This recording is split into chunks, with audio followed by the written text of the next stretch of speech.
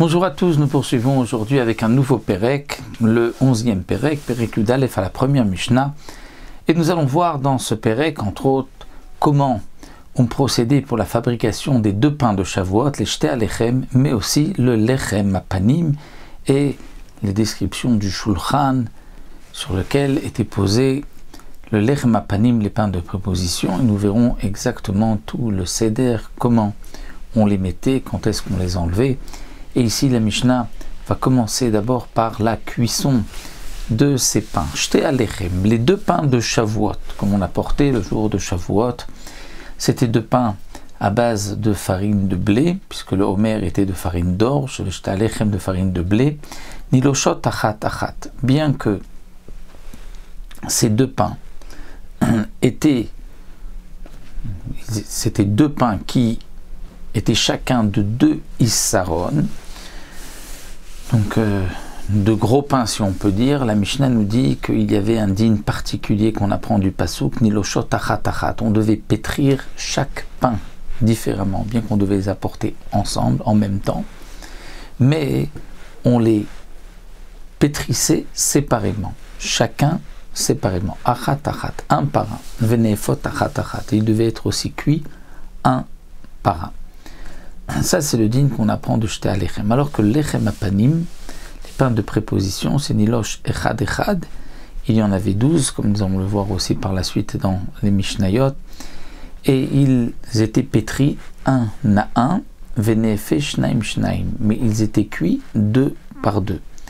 On apprend cela des psukim, comme nous le rapporte ici le Barthénora. Pour le Lechem Apanim, chaque pain était de 1 issaron. Donc les deux Alechem de Shavuot étaient pétris chacun séparément, étaient cuits aussi séparément, un à un, alors que les Lechem Apanim, on devait les pétrir chacun séparément, un à un, mais on les faisait cuire 2 par 2, comme on apprend du pasuk. Un autre point que nous précise ici la Mishnah, Ubitfus ayaoseotam, et on les faisait avec un tfous, c'est-à-dire avec un tfous, avec un moule. Un moule, on les faisait, est-ce que cela signifie le Shte Alechem ou uniquement le Lechem Apanim? Il y a là une discussion.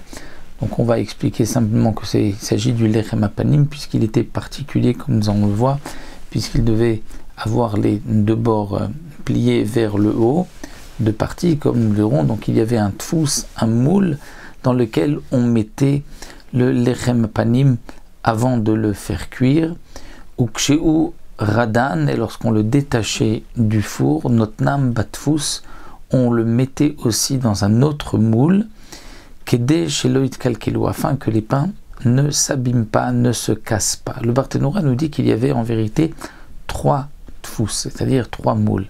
Un dans lequel on mettait la pâte, un deuxième dans le four au moment où on le faisait cuire, et un troisième lorsqu'on faisait sortir le pain du four, on le mettait dans un troisième moule pour ne pas qu'il s'abîme. Entre le premier et le deuxième moule, c'est vrai qu'on ne pouvait pas utiliser le même après l'avoir sorti du four, étant donné que le pain grossissait dans le four. Donc il fallait un moule qui était ensuite adéquat à la taille du pain une fois cuit. À l'intérieur du four, est-ce que c'était le même moule ou c'était juste un moule qui était sur les parois qui le consolidait? Est-ce que le pain était directement posé sur le four ou dans un moule sur le four? Est-ce que le moule donc avait le pain complètement à l'intérieur ou c'était un moule qui les tenait sur les côtés? Ça aussi nous avons une discussion. En tout cas d'après le Barthénora, il y a bien 3 moules pour le Lechem Apanim.